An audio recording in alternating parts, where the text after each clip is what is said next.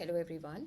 So let's start talking about tools and techniques for finding the right journal. This is the part 2 of this video of journal selection.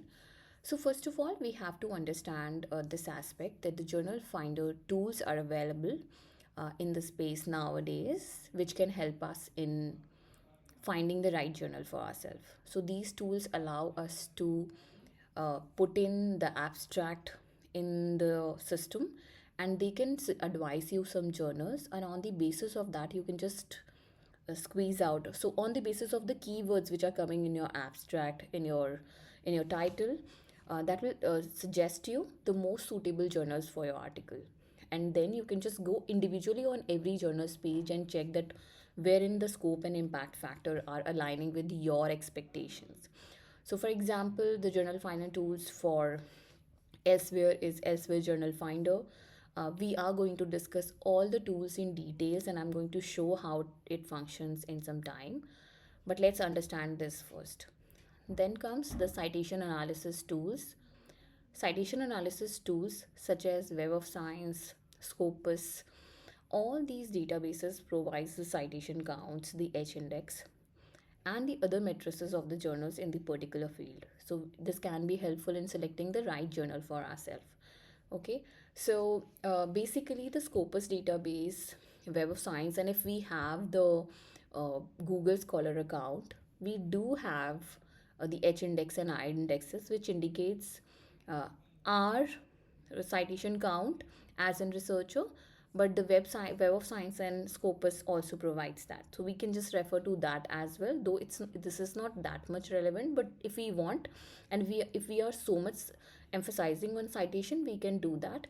But I feel as a budding researcher we should more focus on the enhancing the research papers quality, finding the right journal, of course a good ranked journal, whether it's A star, A, B or C, and then start publishing in that.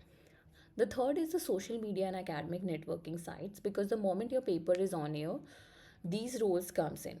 And I have uploaded a video which talks about what all research accounts are necessary as a researcher. We all should have. So you can just refer to that video as well. That is on my channel. Wherein, as a researcher, let's make Google Scholar account, let's make ResearchGate, let's be active on LinkedIn, right? Twitter we can, but it's up to you how many accounts you can manage. We do have Scopus and Web of Science accounts automatically gets created once your first paper is published. So these are a few accounts which we should have, and the networking sites, so that we can make the networks and we can just market and actually make and float our paper.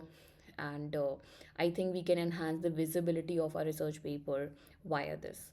So this is also very important. Then comes the publisher website, that the websites of the publishers, just like Elsewhere, Springer, Wiley, provides the information about various journals, including their aims and scope, so we can just individually go as well. For example, if someone asks me that, okay, in the field of management or business management or marketing, here are a few journals who are doing good.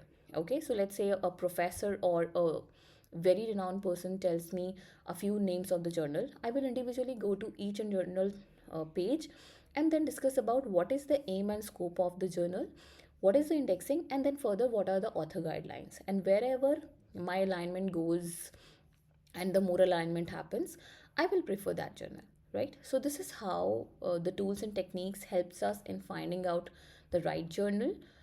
Let's understand first that we have to be very cautious that not to get into the trap of predatory journals, right?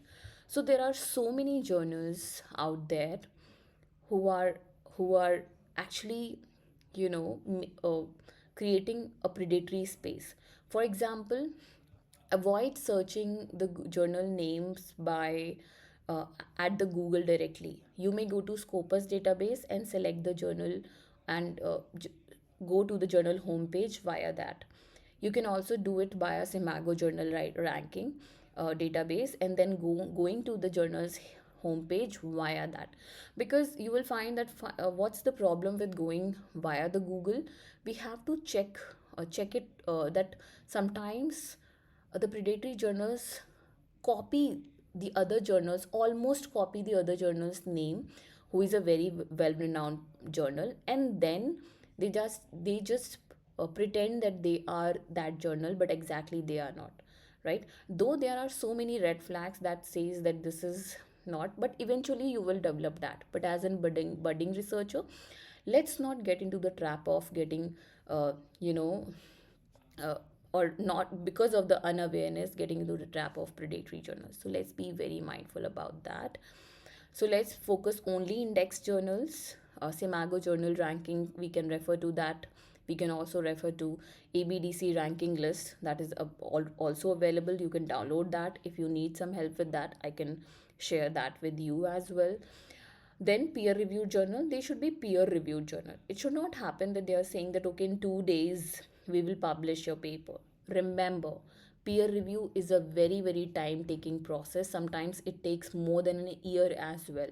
So we have to be very patient in this regard. If anyone coming to you saying that we will publish your paper in 3-4 days, it's a red flag. Let's be cautious about that. uh, and the beware of predatory journals, I have already indicated. Check the reliability of the journal. So the moment you will go and read about the journal, you will get to know indexation, publisher, editors, right? So let's be very cautious about it, everyone. Then what we need for journaling the for finding and using these tools for finding a correct journal, we need a paper title, we need an abstract, and we need a keywords. This way we'll be able to use these tools. Further, we have to filter, of course. Like we have to check manually the scope, time to first decision, whether it's an open access or subscribed, because we all know for open access we have to pay to the journal the article processing fees. But if we are publishing in a subscribed version, we need not to pay even a single penny to the journal, because if we are publishing in a subscribed version. Then comes the ranking of the journal, that also we have to check. So this way, there are so many tools which we are going to talk about, and I'm going to show how we use them. But let's discuss this in the next session. Thank you so much for being so patient, and let's be mindful about these red flags. If you need any help in any of the things which is not clear at this point, please feel free to ask in the comment section. We are going to discuss and do the hands-on on these tools of finding the journals in our next video. Thank you so much.